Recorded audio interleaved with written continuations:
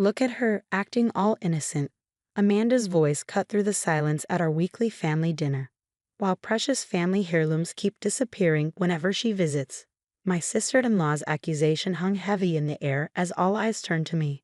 My name is Eleanor Mitchell, and at 34, I found myself the target of a calculated campaign to destroy my reputation within my husband's close-knit family. It started small. A missing silver spoon here, a vintage brooch there. Items that had been in the family for generations began vanishing from my mother-in-law's carefully curated collection. "I don't know what you're talking about," I said quietly, gripping my napkin under the table. My husband James sat beside me, his face a mask of confusion as he looked between his sister and me. "The Victorian necklace disappeared right after you helped Mom organize her jewelry box," Amanda continued, her perfectly manicured finger pointing at me accusingly. "And now Grandma Rose's music box is gone too.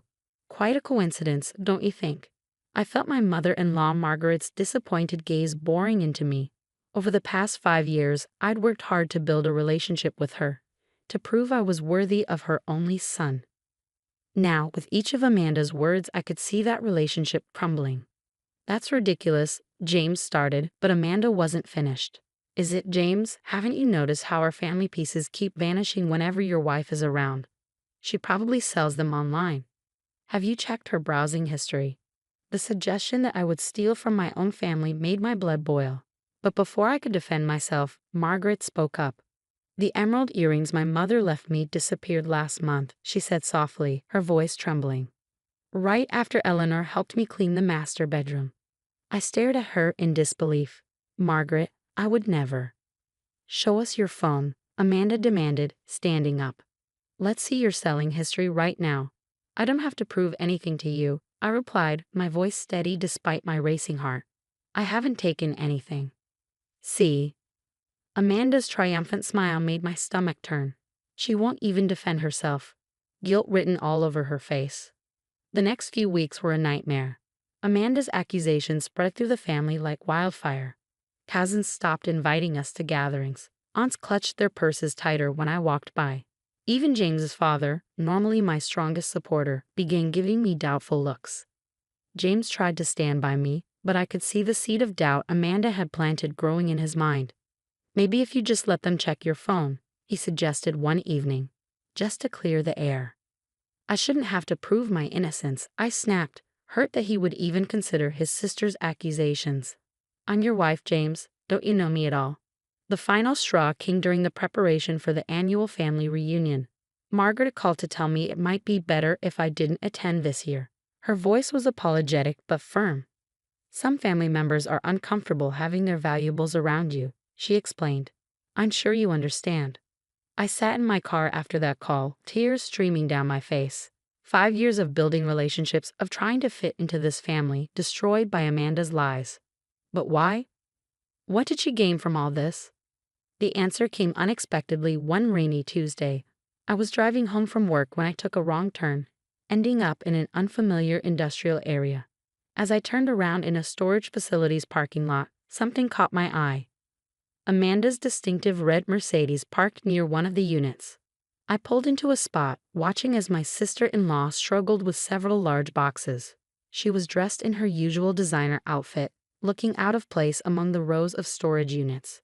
Something about her secretive behavior set off alarm bells in my mind. Making sure she couldn't see me, I waited until she left before approaching the unit. The padlock was new, the unit number matching the one written on the box she'd been carrying. I took several photos with my phone, including close-ups of the unit number and Amanda's car leaving the facility.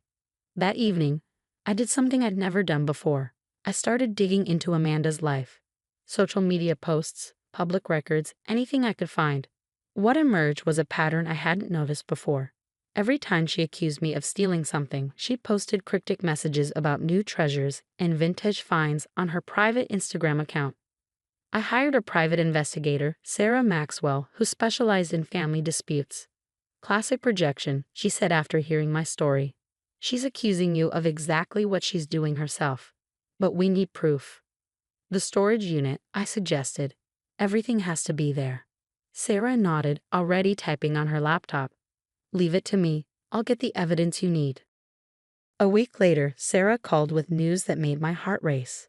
"I've got it," she said, her voice excited.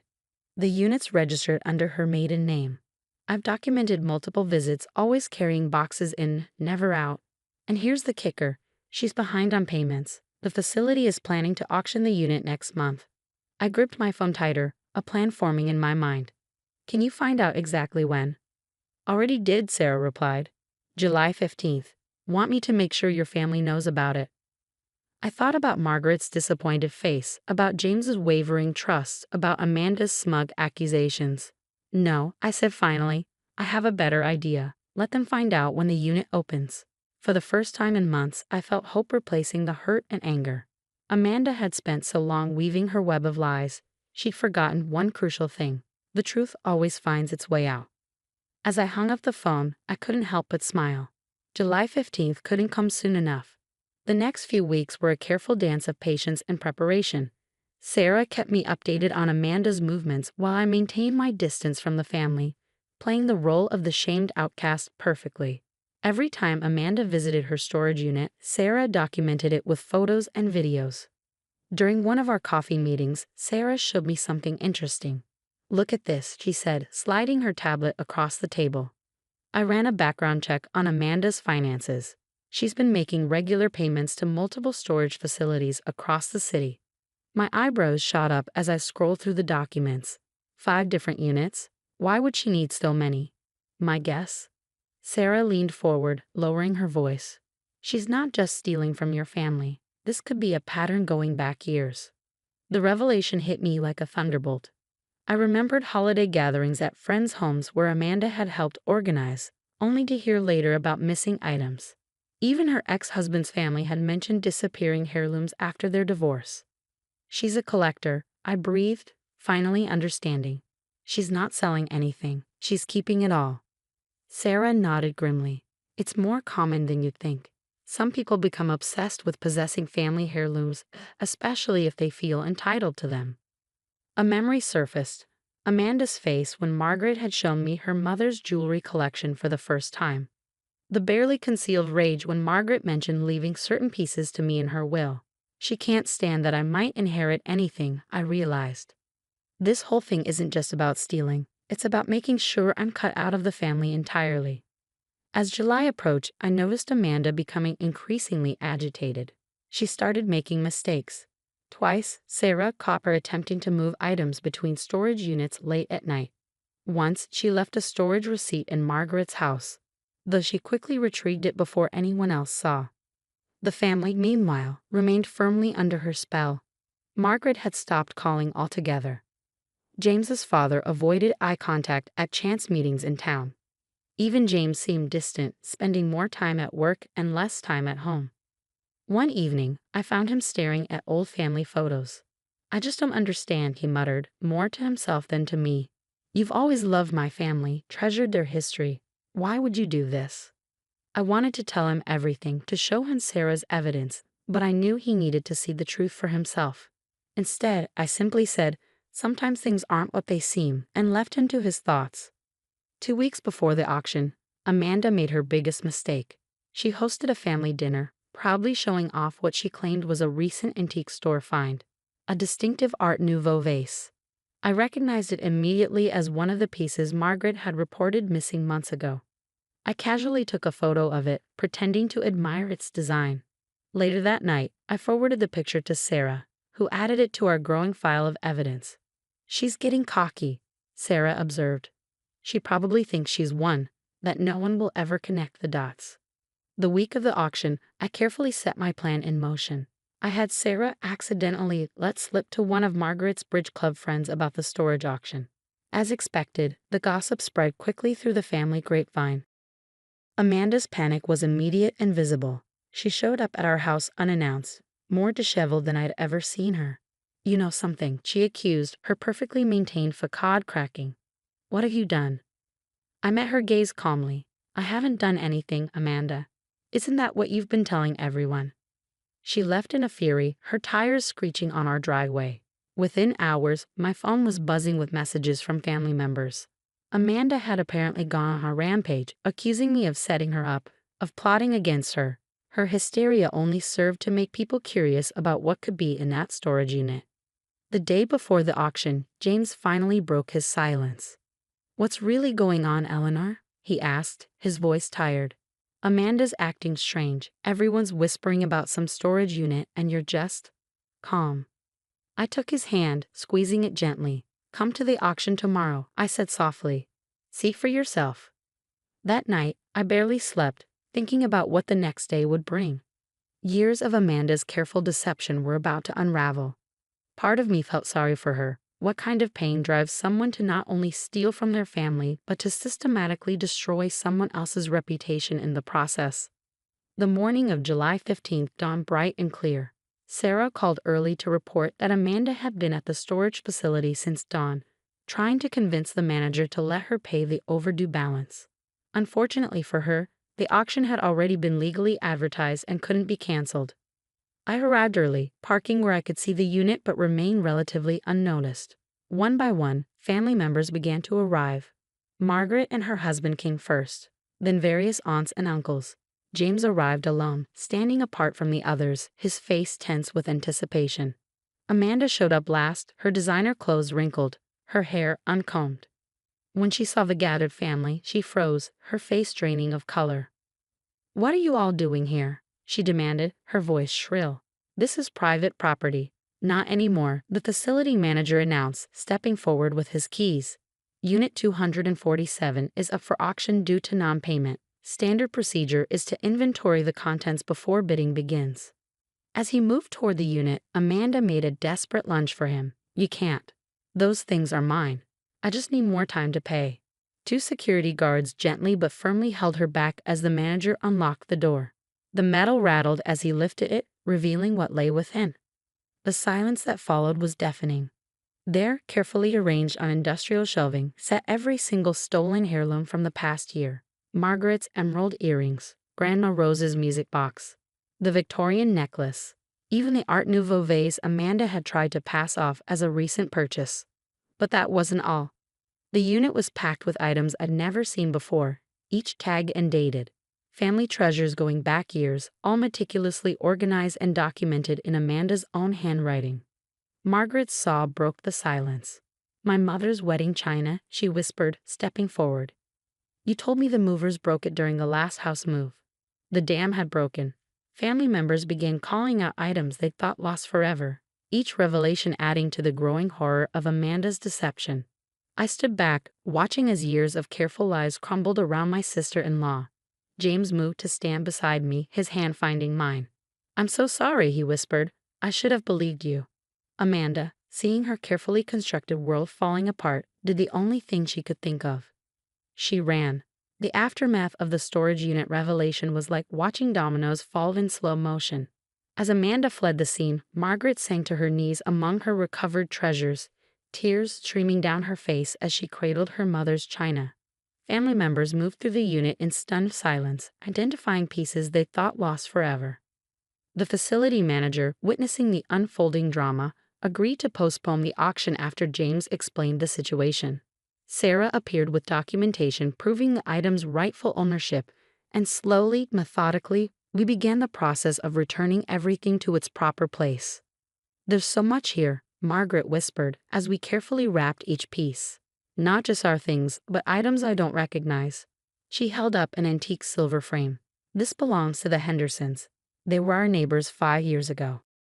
The revelation that Amanda's theft extended beyond family opened another chapter of complications. Sarah helped compile a comprehensive inventory, and the police became involved. Detective Wilson, a compassionate officer specializing in family crimes, took charge of the case. "This is more common than you'd think," she explained as we documented each item. "Sometimes it's about money, but more often it's about control and possession. Your sister-in-law appears to have been collecting these items for years." The next few weeks were a blur of activity. News spread through our small community, and more families came forward to claim items they thought lost. Amanda had disappeared completely. Her house stood empty, her phone disconnected. She even cleaned out her bank accounts before vanishing.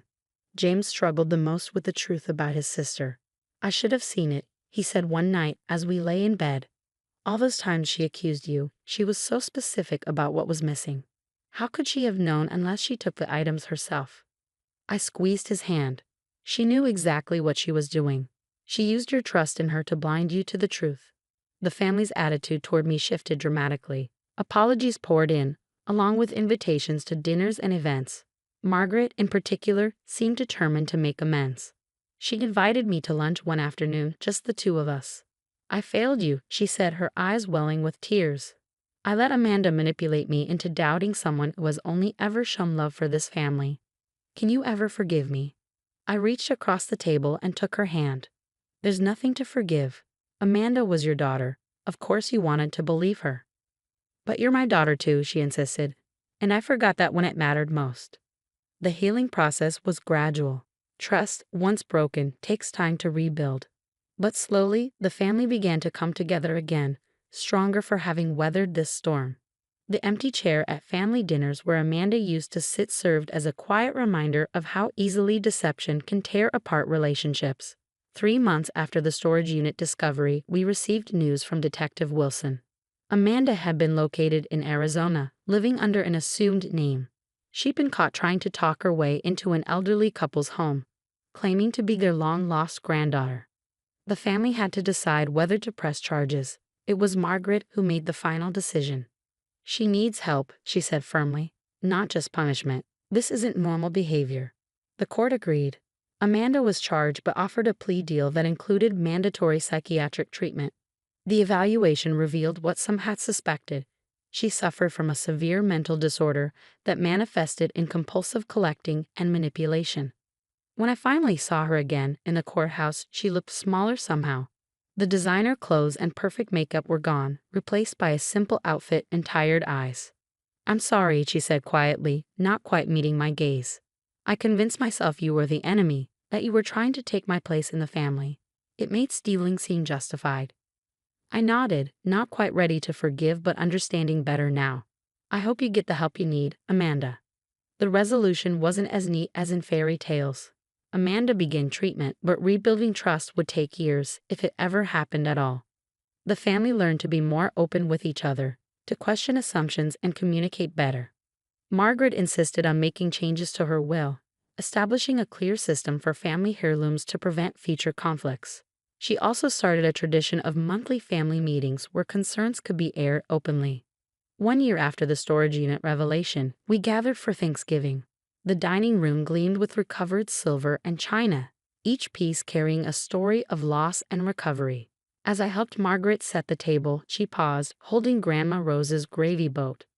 You know, she said thoughtfully, sometimes good things come from bad situations. This whole ordeal taught me what really matters. It's not the things we inherit that make us family. It's how we treat each other. I smiled, remembering the dark days when I felt so alone. We're stronger now, I agreed, more honest with each other. James came up behind us, wrapping an arm around my waist. And more appreciative of what we have, he added, kissing my cheek. Amanda's empty chair remained at the table, but now it represented hope rather than loss. Hope that with help and time, even the deepest wounds could heal. Later that evening, as the family lingered over dessert, sharing stories and laughter, I caught Margaret watching me with tears in her eyes. What's wrong? I asked softly. She shook her head, smiling through her tears. Nothing's wrong. I was just thinking about how close we came to losing you because we couldn't see the truth. Promise me something, Eleanor. Anything. Never let anyone make you doubt your place in this family again.